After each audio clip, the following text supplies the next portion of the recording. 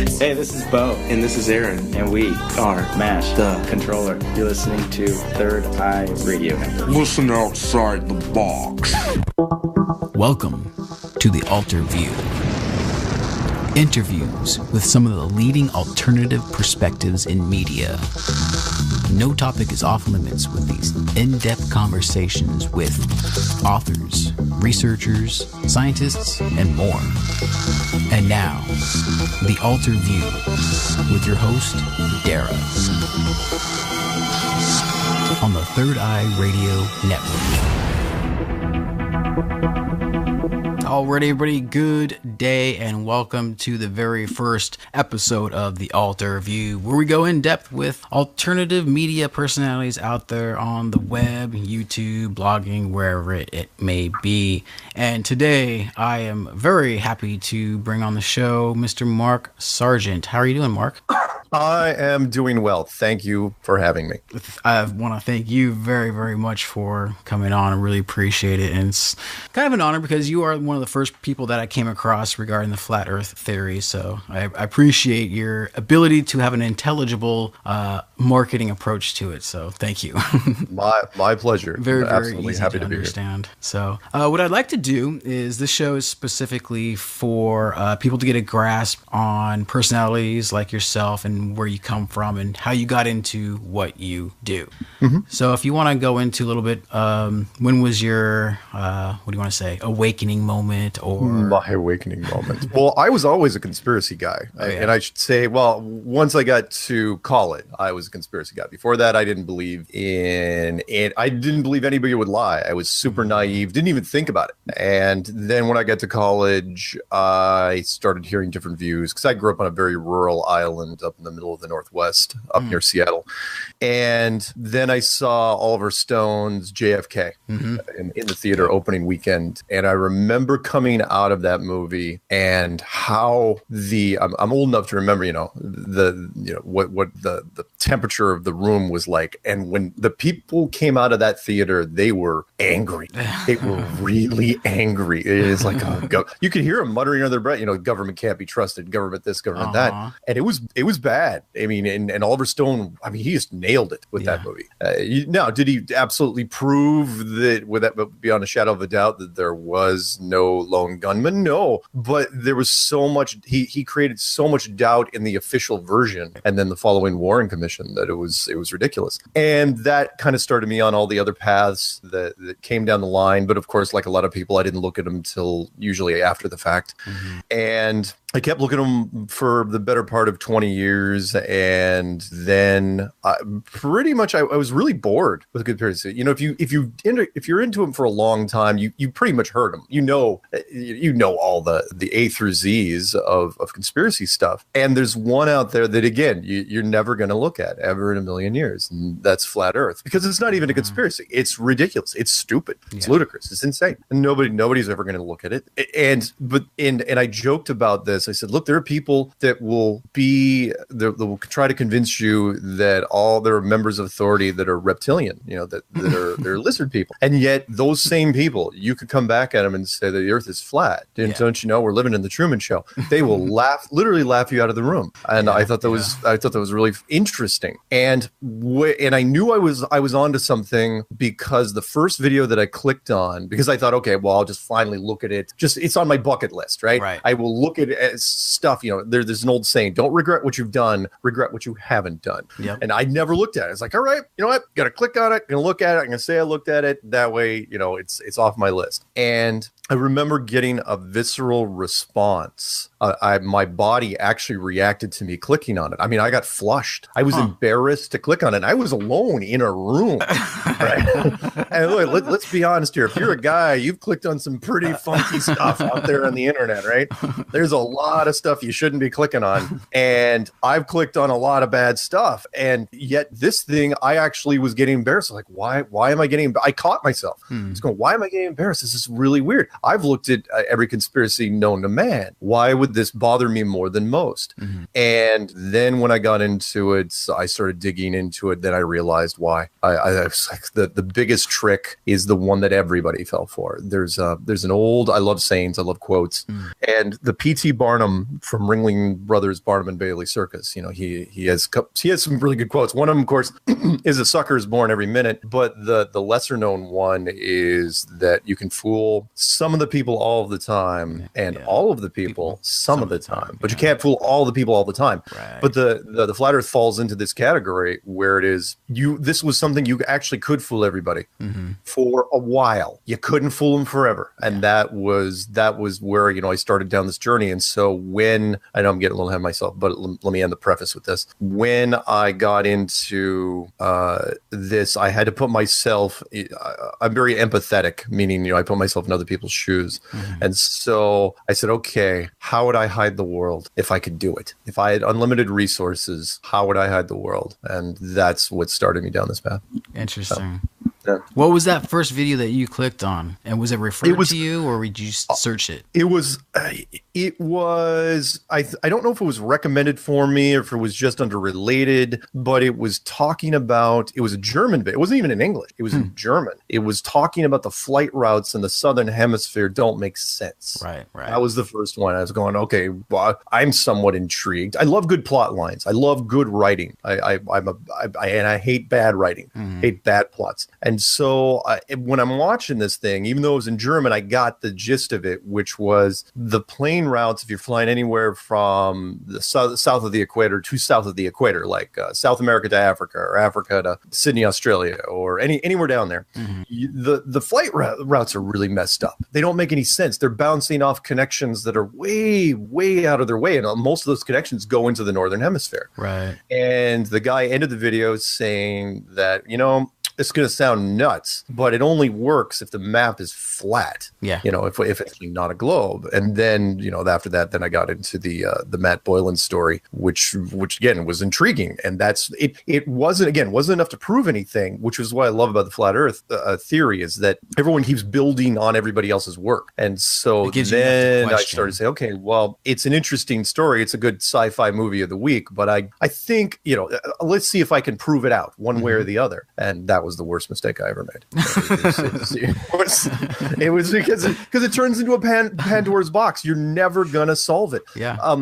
The analogy I try to tell people is it's like watching somebody on a park bench with a children's puzzle box, and their brow is curled and they're crinkled up, and you can tell they're having a really hard time with it. And you're looking at him going, this guy is obviously a medical grade idiot. There's no way that he should be having such a hard time with such a simple puzzle. And finally, eventually, you see him put the puzzle piece down and walk away from the bench, right? And then you walk up to the bench and you go, God, this is a piece of cake.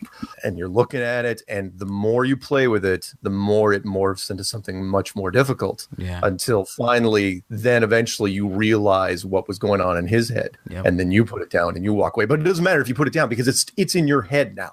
Because now you're trying to work it out in your head. You can never get rid of it. I have joked, but I think the analogy is quite accurate, which is it's like getting trying to get a marble out of a paint can, because they actually put real marbles in those damn things. Or most of the time it's just marbles, not even ball bearings. You can't get it out. You've got to resolve it one way or the other. Yeah. And it's amazing to watch people to go through this, because they go crazy. I mean, there was a thing I posted the other day. I wasn't even on that podcast. It was a Ruined Heroes, and the co-host was losing his mind as this thing. It was such an affront to his sense. He considered himself a fairly well-educated guy. And yeah, I mean, the guy, obviously he's taking a lot of English. I don't know if he's got a master's in English, but he was doing a great job at describing the pain that he was going through, because it was a cross between the world must be insane and everybody that believes in this are 7 different flavors of idiots. But it was amazing watching him go through it. So I don't know what it's happened to him now. Maybe he's crawled into a bottle somewhere. But anyway, sorry, I was off track. No, that's pretty okay. Yeah, I've actually lost several friends over the last 3 years just by asking questions. Hey, what do you think about this? Are you a fucking idiot? Yeah. I mean, just yesterday, I was talking to a really good friend of mine. We're actually still friends, so that's cool. Known her since high school. She's a physicist, chemical biologist, and blah, blah, blah. Very, very intelligent. Definitely, I love having long, hour-long discussions with her. And I asked her, hey, look into this for me. I'm having this guy on tomorrow. Let me know what you think. And the first quote that she comes back with is Aristotle's little observation of the... Now, she said this, and this is where I got her level of cognitive dissonance in here, is that she said, Aristotle's quote is that he observed the shadow of the earth passing in front of the moon, the round shadow. I was like, whoa, hold on. A round shadow. Shadows can be three-dimensional? Well, really? Technically, three-dimensional-ish. And what she's talking about, there's two different arguments there. One is, of course, the curve. I've heard literally, I haven't heard a new argument in probably a year. So, because there's only so many arguments you can throw at you, because science only has so many tools in the toolbox. One of which is, of course, it's not round shadow, it's a curved shadow. Yeah, so that's what I said. It was a circular shadow is what I said. Yeah, circular-ish. I mean, it produces a bleeding edge curved shadow on the moon, which again, which is fun. That's one of the arguments. The other one is the sticks and shadows argument, which is you take two sticks and you put them in different places, and you can gauge where an object is in the sky and its relationship, and using trigonometry and all this fun stuff.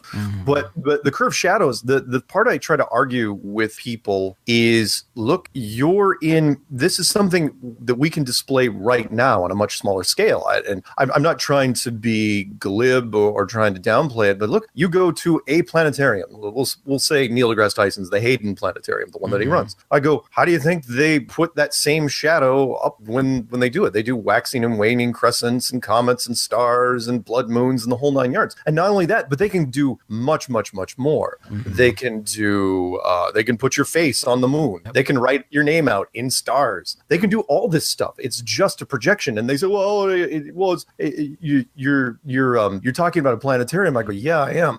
I go, when you walk out of that one, how do you know you're just not in a much bigger one? Exactly. That's the part. And I know people, it's tough because your imagination, some people's imagination will not go that far. Yeah. It will not stretch that far. I go, look, which is why I use movies like The Truman Show as a reference. I go, look, if Hollywood could build, I have no doubt they could for several $1 billion.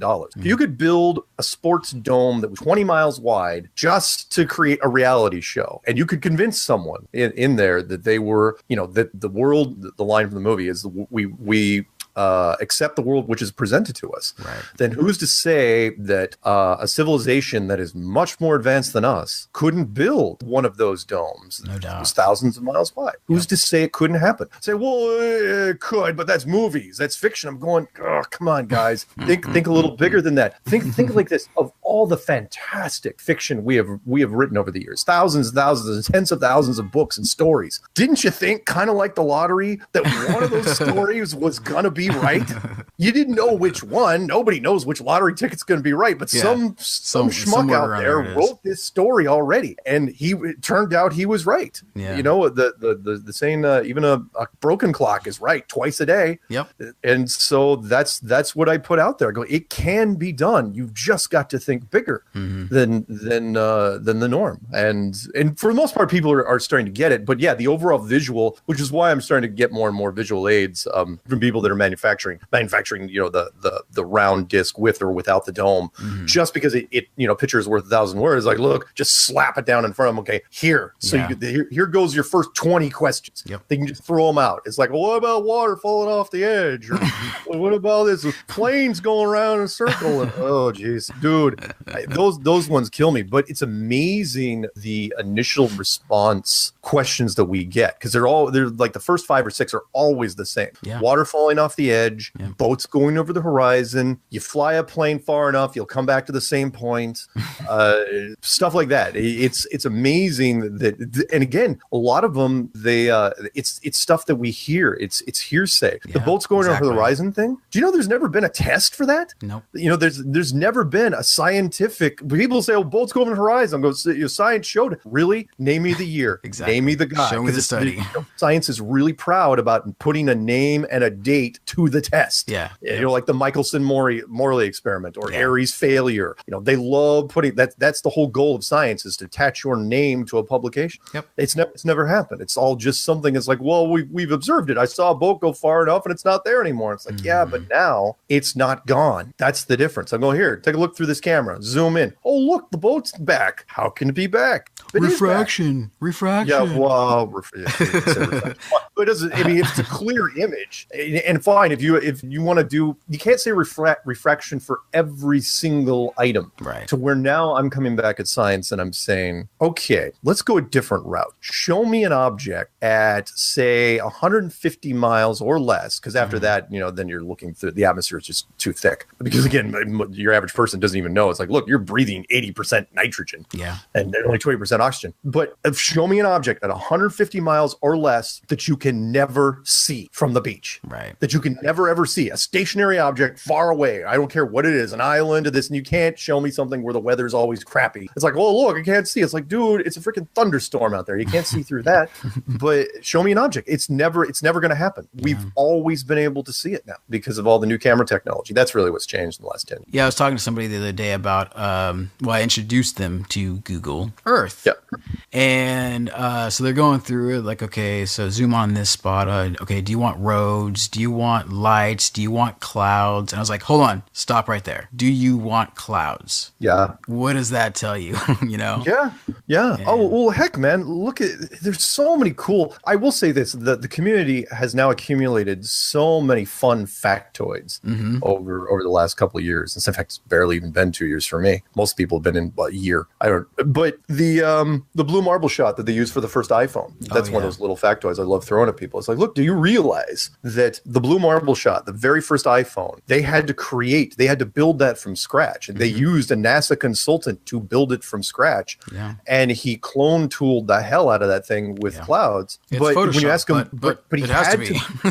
The what? Where he's saying like it's Photoshop, but it has to be. and the point was because there were no good images of Earth to use for the iPhone, and that was not that long ago. And I can't remember what year the first iPhone came out, but several years prior to that, and I love telling this story. Back in 2000, again, talk about an opportunity blown on my part, because again, you don't know, was when I was trying to put a bunch of cool Earth images, iconic Earth images, on different monitors for my tech support team that I was running. And I go and do a Boolean search on the internet, and of course the internet wasn't like it is now, but still it was the internet and it was up and running. And I go, show me Earth from space, show me Earth pictures from space, space pictures of Earth, whatever combo, no matter what it was, I just got rows and rows and rows and rows of the exact same picture, the Apollo 17 blue marble shot. And I thought I was doing something wrong. I was going, and honestly, literally, I was staring at the screen going, NASA, you suck.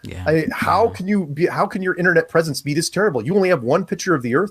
Didn't know at the time, not only then, but even up to 15 years after that, there was still only one picture of the Earth.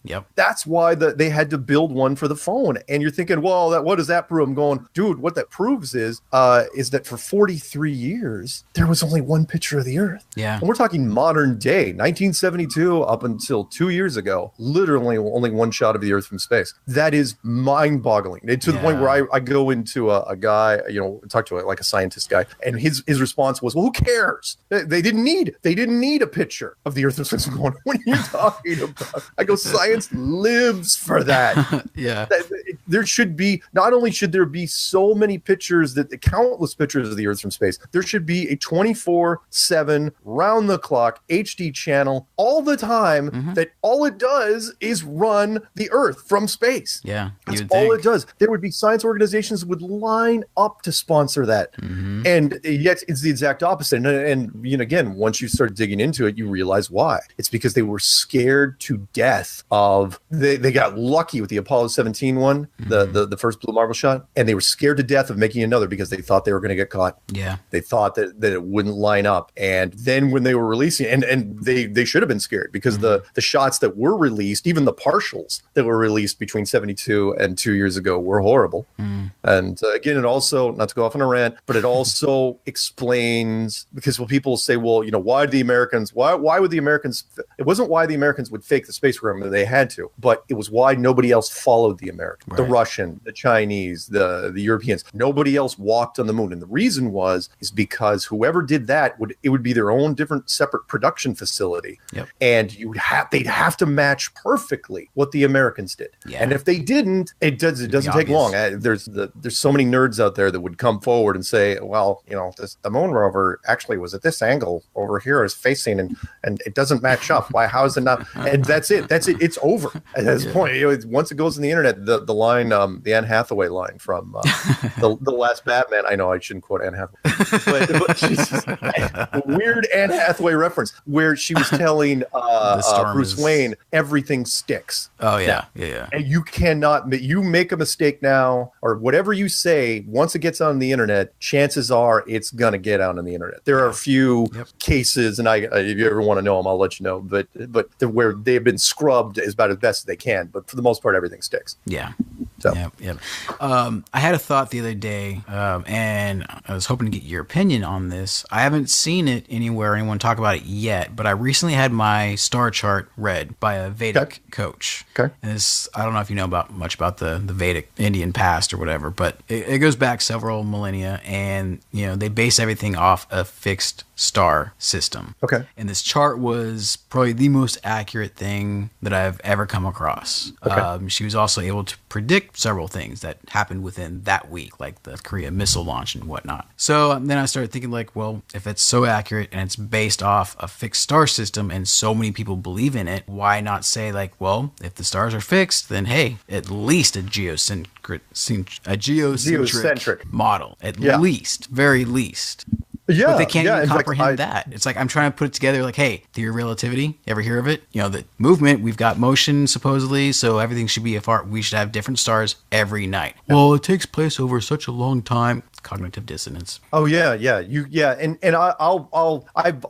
gone toe to toe with people that'll do that, where they'll say what we're talking about, if anyone doesn't know, is called parallax. Parallax scrolling. It's the same thing when you're driving down a highway. Everyone's seen it, where the mailboxes are going past and the telephone poles really fast off the side mirror, but the mountains in the distance are going by slowly, and that's because one, they're far away, and two, they're much bigger. So you get that weird sense of some things are scrolling by quickly, some things not as quickly, and then other things really, really slow. And with the stars, we should see this to some extent, meaning there are some stars, again, ask mainstream science. If you believe mainstream science, they say some stars are as close as 5 light years away. I think the closest is 4, if you believe that. But some are millions of light.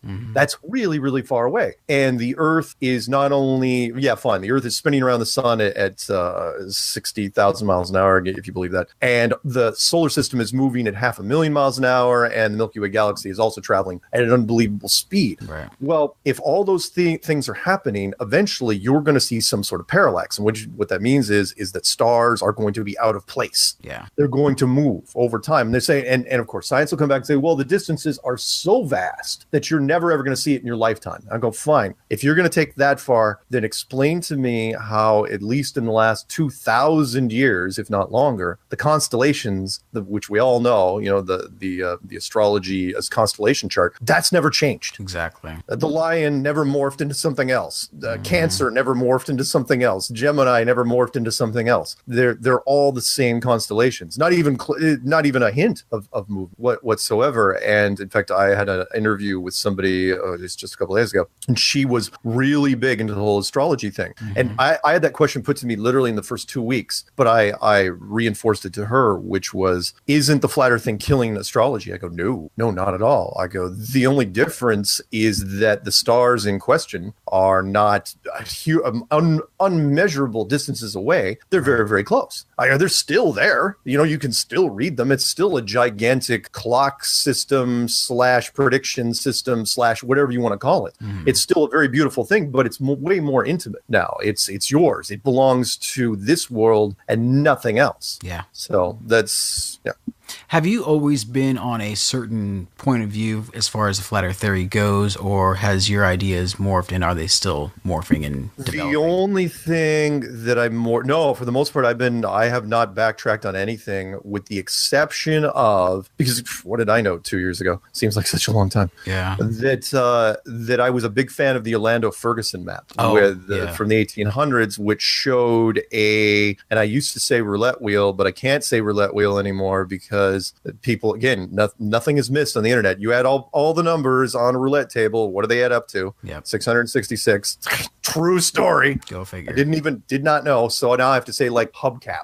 So where it's got, and now, of course, now it's all alloy wheels. Nobody has hubcaps anymore. Yeah. Or not like the old school hubcaps. So, but with the hubcaps, you get this little sort of dip. And I said, well, there could be a little bit of a curvature. And people were coming back literally in the first couple months saying, dude, there's no curvature. I mean, not even a glimmer of it. And so now that's the only thing. It's like, you know what? I'll go with that. I didn't lose any sleep over it. Yeah. Because again, what did I know? My stuff when I put out there was really just a call to the scientific community saying, look, I'm a big science fan, and for whatever reason, I can't prove the globe anymore. Right. Not that I could prove it in the first place. I think that's what everyone assumes. Everyone assumes they can prove the globe. Mm-hmm. But when they try for the first time, they realize how short they come up. Yeah. And that's where people run into problems. And speaking of which, you've got that series, The Flat Earth Clues. Yeah. How did you come up with that? How did you develop that? Was that kind of like your own personal journey of how you... No, I don't know. Honestly, and I'll tell the same story that I did. I woke up, I was wrestling. I hadn't written a freaking letter until February 10th of 2015. Literally hadn't, no notes, no nothing. I was just wrestling with it with in my head, which I can do. I don't mind doing that. I can let things sit in different parts. I've got a big head. And so I can kind of shift stuff around in there. And I woke up that night and it was like, if you guys know movies, Jerry Maguire, where he wakes up in the middle of the night and he just has this epiphany. Yeah. And he just sits down at the computer and starts typing. And that's exactly what happened to me. Wow. In fact, it was weird because I woke up, it was like 3:30 in the morning where I woke up and I had the narrative. I had the first clue just the introduction in my head, in my own voice, which was in people, oh, you're hearing voices now. No, it was my voice. I was narrating. I was actually reading it out loud in my head. I was going, okay, this is how it sounds in real time. And I'm in the shower going, yep. And then we go here, and then we go here. And I sat down on the computer, never made a decent video before in my life. I had a YouTube account for years and I just started typing. Typed out the first thing. I said, okay, well, because when you're new to YouTube, you can only make videos, they're like 15 minutes or less. Right. And then, that's one of their trial basis. And then they let you go up from there. So that's why all the clues were so short, because I didn't, I hadn't done anything with YouTube yet. So I sat down, I typed it all. I said, okay, I'm going to narrate it. Never had a doubt what I was going to do. That was the weird part. Then I sat down, crappy gaming microphone, read the clues, tried to make sure I didn't make any mistakes. So I did it in like paragraph by paragraph. And if I made a mistake, I corrected it. And then grabbed a whole bunch of slides, just whatever came to mind. It was something my sister and my mother and I kind of have they're both avid photographers, but I'm not. But I can pick up on good images, good imagery. So I just grab slides. I'm reading the words off to the side. I'm going, yeah, that'll work. And put the slides together in a free program called Windows Live Movie Maker. Oh, yeah. Slapped it together, threw it up on the internet, and honestly thought, it's like, okay, let's see and I thought maybe some university professor is going to write back and say, okay, here it is, 100% proof that the Earth is a globe. You can stop making videos now and shut down your account. That's what I was waiting for. I was holding my breath, and it didn't happen. So the very next day, I made another clue, and I did the first 7 clues in 8 days. Nice. I just, one after, did the same routine. Woke up early, sat down, because it takes me pretty much all day to do it. I have to write it out, then do the narrative, then do the slides, and put it together and upload it. But then my confidence started building to where people then the phone calls started coming in because I was, again, dumb enough to give out my real phone number and my real email address and my real name. And so people started calling me. In fact, I had interview requests almost immediately going, okay, you're talking about this, you're serious about this. I'm going, yeah, I am. Why? Amazing how many people would say, this is not a joke, right? I go, no, that's what I said in the first 10 seconds of my videos. It's not a joke. And then the subject matter experts started coming in, and then I knew that I was onto something that was way, way more credible than even I had thought. So yeah, and then I stopped after, but again, it seemed like such a natural process to where I stopped at clue 11, made a clue 12 just to kind of get a feel of what was going out there. But after that, I didn't need to really make any more clues because so many people were jumping on and doing their own stuff. I mean, like the curvature, the 8 inches per mile squared thing. I never touched on that in the clues. And now there's so many videos that touch on that, or analyzing all the slow-mo footage of NASA. Didn't do any of that. I mean, people just ran. It seemed to create or helped create more of a systemic effect to where now this thing isn't going anywhere. Right. It's just getting weirder and bigger. And anyway. So for the people out there, I'd highly recommend checking out the Flat Earth clues. Those are on your channel, right? Oh, that was another thing. They're the biggest hits, the ones that get the most hits, aren't even on my channel. That's the weird part. Because they were so short, I didn't even make a playlist, and I didn't even know how to compile them together at the time. And so other people grabbed them. There was one guy did it called Under the Dome, full documentary. There was another guy that grabbed it, lumped them all together, called it "They Are Hiding God with the Greatest Lie Ever." That's which the is one a that I very saw.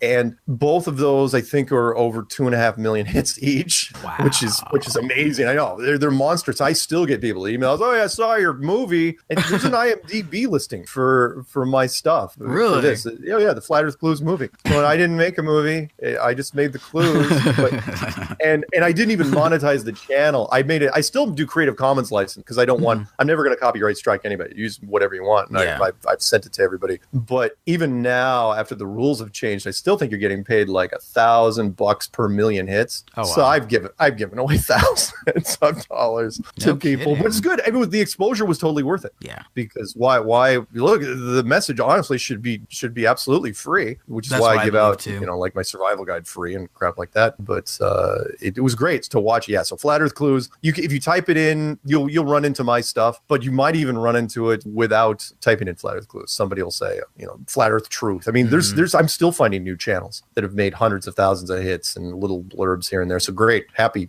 for them. Yeah, it gets the message out for sure. Yeah. So could you quickly go through the steps, maybe like 5 or however many you want, so people get an idea of what they're coming up for? You mean the clues? Yeah. Oh, sure. So when you're looking at the clues, and okay, where should I start? There's a brief introduction. I shouldn't say 12, 14 minutes of just what where your frame of mind is, and that is just try to wrap your head around the fact that you're on a globe because you were told you were on a globe. That's the biggest thing you got to remember, which is because everyone's going to say the same thing. Oh, science and gravity. They throw out these weird, just generic terms like it's going to make flat Earth go away. Yeah, it's like you're back. The power of Christ compels you. But that's not what happens. You can't just yell science. Yeah. That's not because. And seriously, I've heard that many times. They'll stop and they'll go, "Well, but science." I'm going, "What about science? Right. What about it?" And then I come back. Okay, fine. Science tells you that fire is wet. Fire burns. There you go. It's early. Was that a Freudian slip? Fire. What's in this glass? Fire burns. Water is wet. You drop something, it falls to the ground. That appears to be something they call gravity. Right. These are something we can test right now. Anybody can test these things, right? You put a pot of water on a stove and turn it up at sea level to 212 degrees. It's gonna boil. Yeah. These are things we can test. But when it comes to the shape of your world, this is something you're told.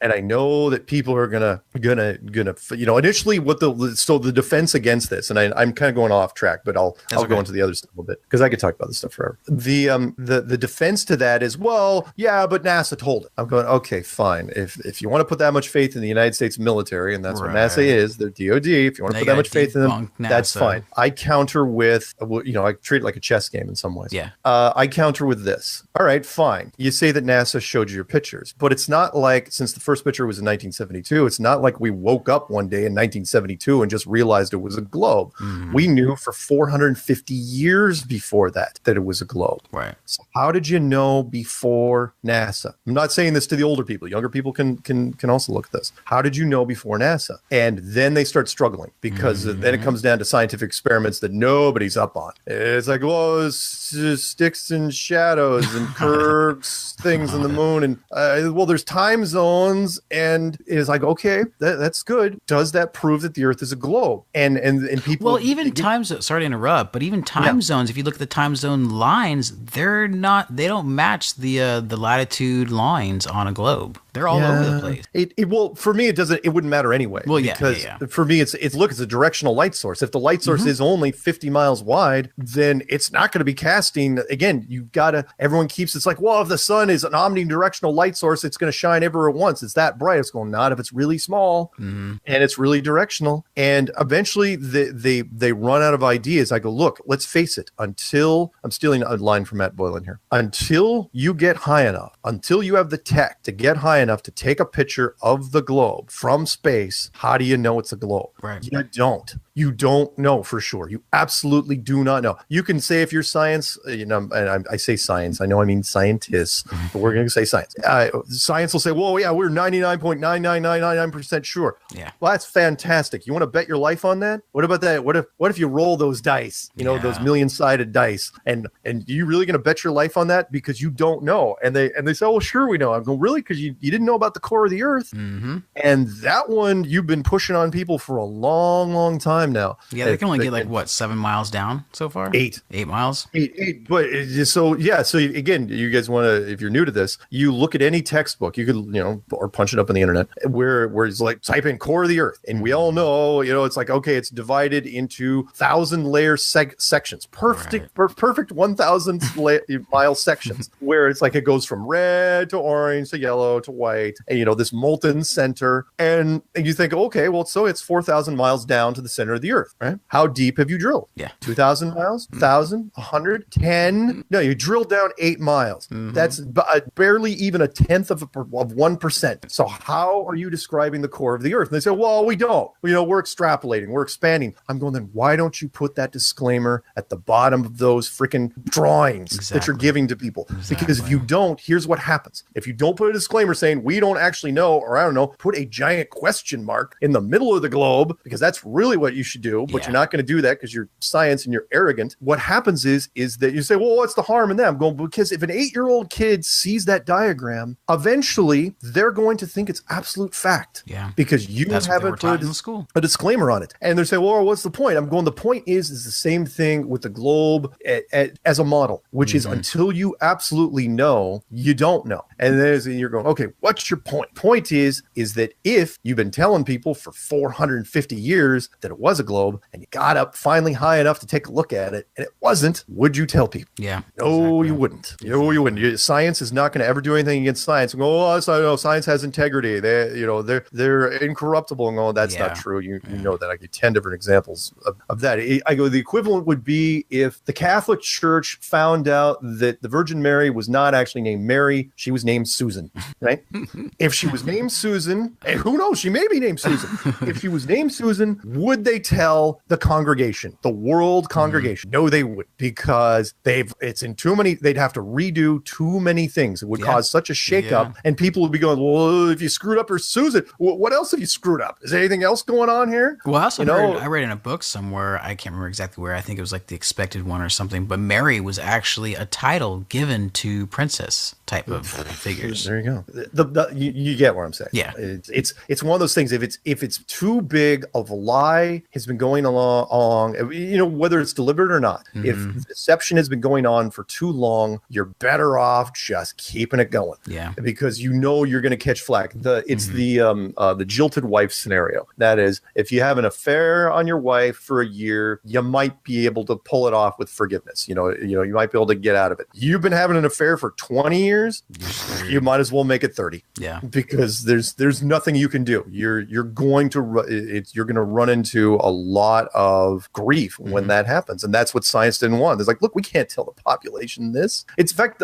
Gary Larson, the guy from the cartoon strip, The Far Side. Oh yeah, he did a great cartoon on it years ago, where the astronauts are looking at the Earth from space. It's very profound, actually, where they're looking for the space, and the Earth is actually just a child's balloon floating through space, right? And they're looking at each other. It's a simple line. He goes, "Yeah, we really should probably keep this one under wraps." Because why would you tell anybody? You're going to potentially upset. That was the other question, again, that keeps coming up with me. Again, not to go off on a little tear, but I got to get this one out, because every week I get an email saying, or people will say, well, why does it matter? Once it gets too big for their imagination, we'll say, well, why should I care? Yeah. Why does it matter if it's a globe or if it's flat? I'm going, dude, doesn't matter until the day it does. Right. You can say what you want about, no, I wouldn't care. I wouldn't care. These are the same people that say, if I win the lottery, I'm still going to work. It's like, yeah, I've heard that before. You really should look at the stats on that, because everyone that says that, unless they absolutely love their job, they're looking for an excuse to quit. Oh yeah. So if why does it matter? Because everyone would be talking about it. That's all anyone would talk about for years.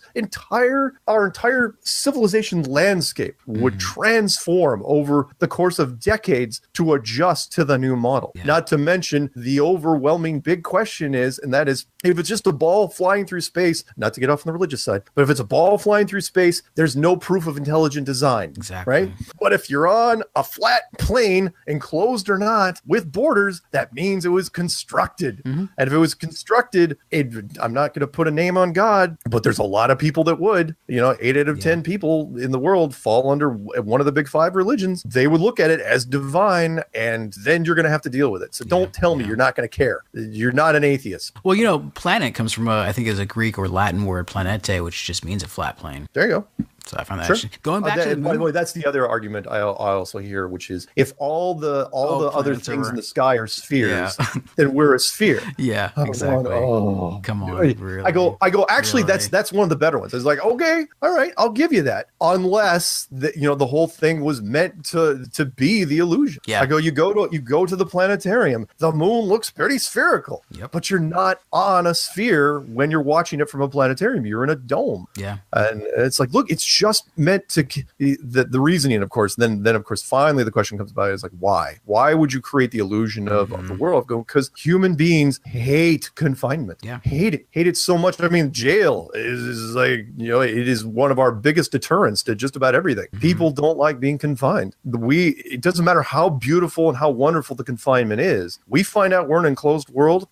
That's all. There's so many people. That's all they'd care about. Yeah, no doubt. I have a little question. So going back to the moon really quick. I believe that you're more of the opinion that it's like a hologram or holograph or that type of.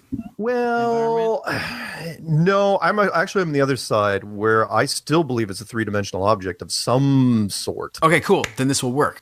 Okay. So check this out. If the Earth was a sphere, and you look at the moon, what do we always see? The face that always faces us, right? Yeah, we always see the exact same face of the moon. With craters. Yep. So how do asteroids or comets or whatever manage to hit that side if it's always facing us when it's supposed to be our protector? Yeah, but good point. If it's flat, and there are comets or asteroids that say they could fly over us, hitting that side of the moon. Oh, if you even want to go that far. I mean, I dare to say that the craters were put on there as more of a artist decoration part. Well, no doubt. Yeah, but to help people grasp. Oh, but to help people, the craters cannot hit at 90-degree angles. Right. If the Earth is shielding it from us. Now, of course, then science will come back and say, yeah, but we don't know how long the moon has been locked into locked in perfectly to where we only see one side of the moon. I'm going, well, it's been for at least hundreds of years, if not 1,000 years. So, but they say, well, yeah, but it could be millions of years, and all those craters could have happened there, way beforehand. It's like, yeah, I guess, but but I hear you on that.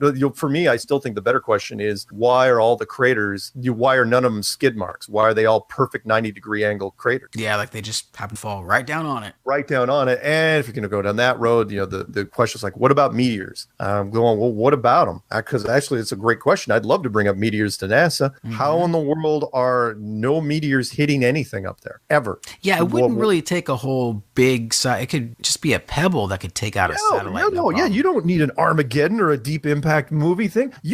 All you need is something the size of a nickel. Yeah. And it can punch through anything. It could punch through, if it's going at, we'll say minimum 20,000 miles an hour, that is so beyond ballistic speeds that it would slice through the ISS like it wasn't even there. Yeah. And yet nobody there seems to be concerned in the slightest. They're playing guitars, they're running around gorilla suits, they just did a draft pick from space. They're wearing khakis and socks and polo shirts. And that they do not care.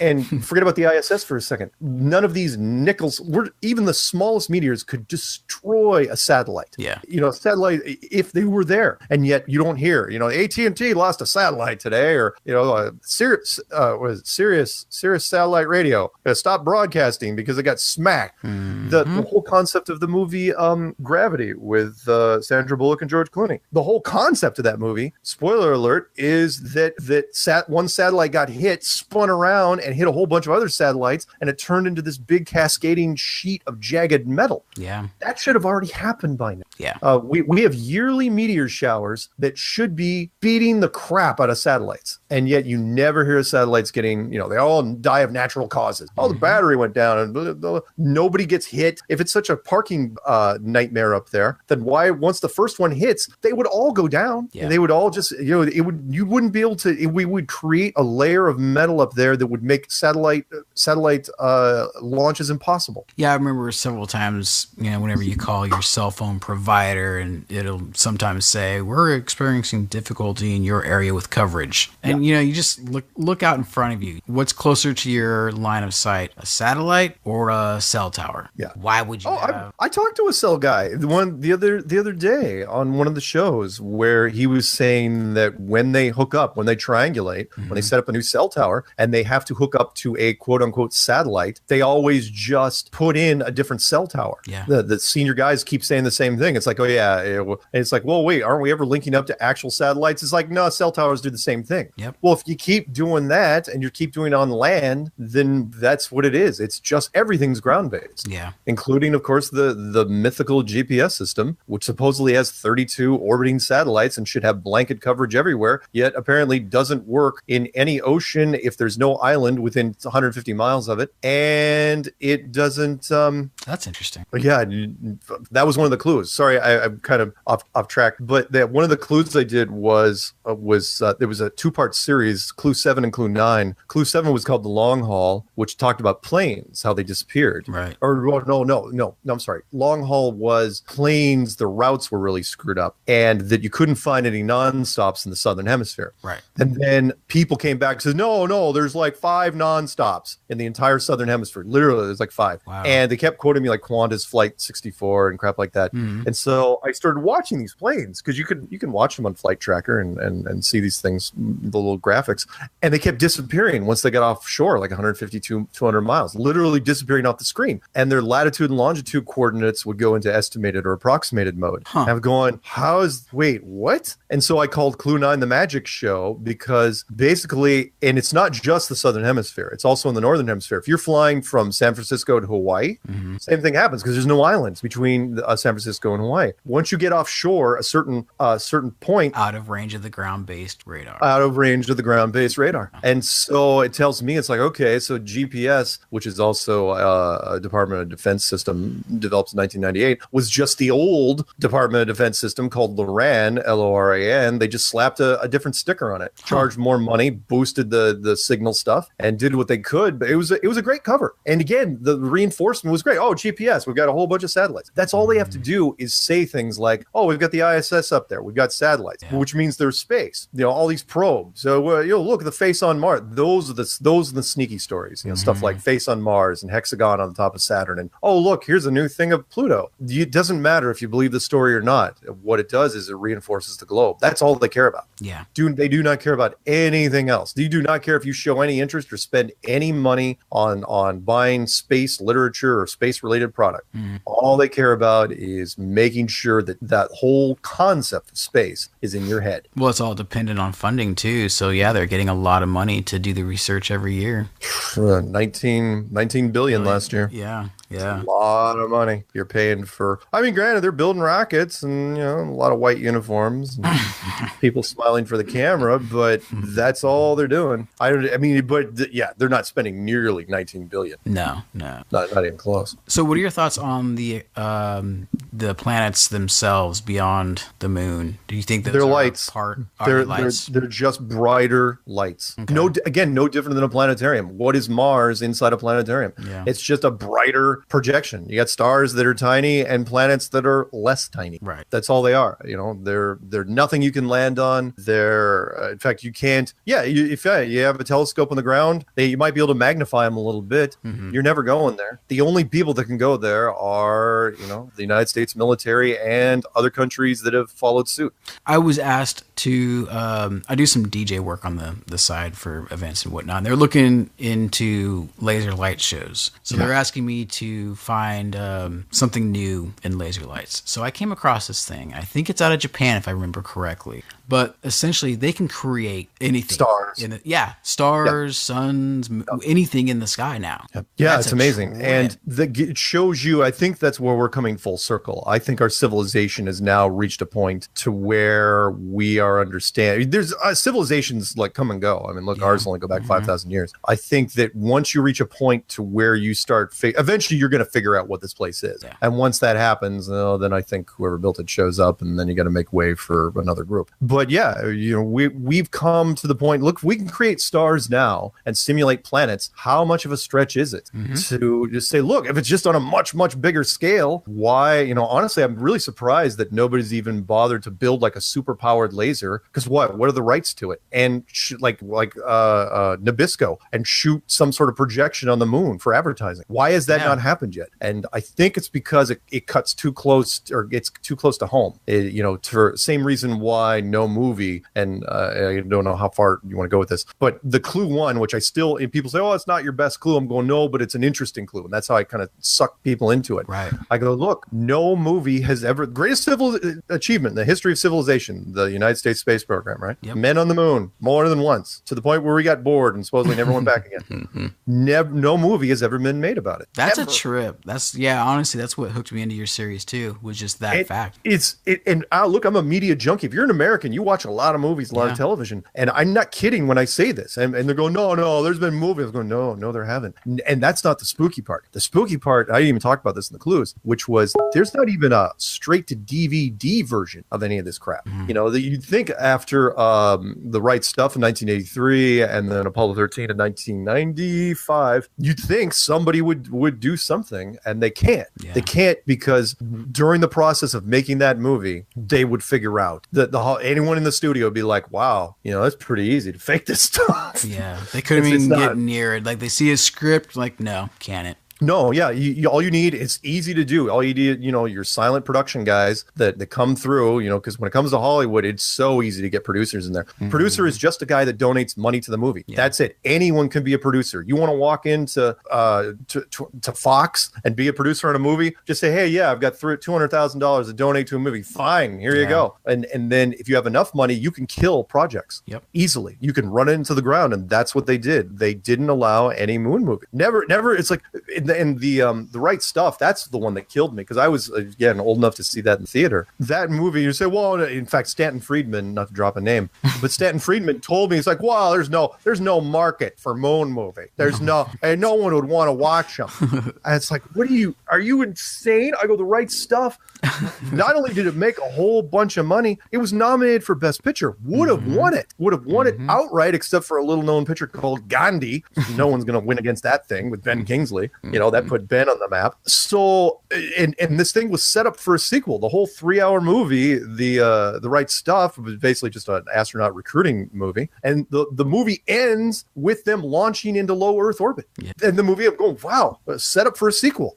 sequel never happened. Never happened and never will happen. And Apollo 13, you know, the special effects were cheesy if you ever watched that. And, anyway, and people still come back and say, well, they'll use seriously, they'll reach. It's like, well, there's a movie with called Moon. I'm going, really? That one? It's about clones living on the moon and how they discover that they're clones. Well, Apollo 18, I'm going, dude, there was only Apollo 17. Apollo 18 were about little crab monsters disguised as rocks that eat astronauts.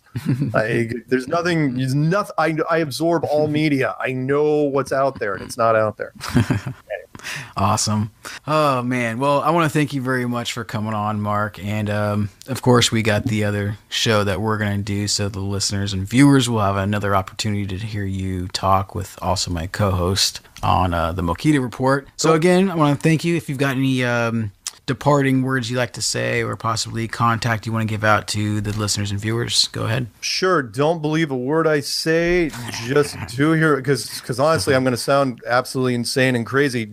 Seriously, do not take my word as gospel. Do your own research, ask questions. And the easiest way, just go into YouTube, type in Flat Earth, and look at just the massive community that has formed over the last year and a half, 2 years. If you want to see my stuff, type in Flat Earth Clues. I won't give you the YouTube name, or you probably won't remember that anyway.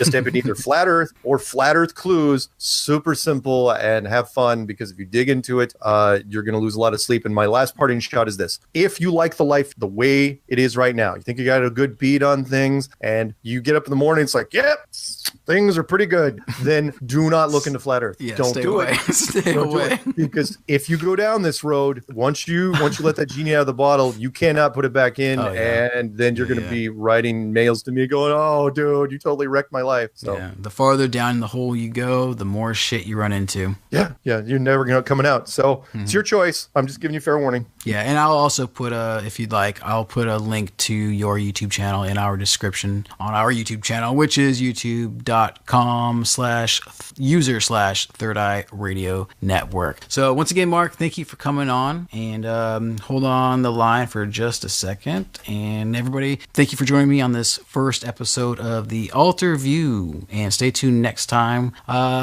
This is probably going to just be a YouTube video anyway, so stay tuned. Thank you, everybody. Have a great weekend.